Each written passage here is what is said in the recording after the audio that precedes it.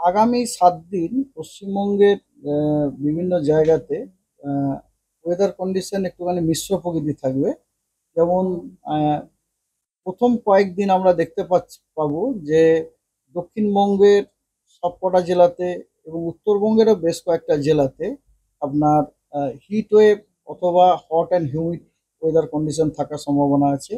এবং পরবর্তীকালে আমরা দেখতে পাবো যে জেলাগুলিতে আমরা বিক্ষিপ্তভাবে থান্ডারস্টর্ম উইথ লাইটনিং এবং গাস্টি উইন্ড এবং উত্তরবঙ্গের কিছু জেলাতে ভারী বর্ষণ।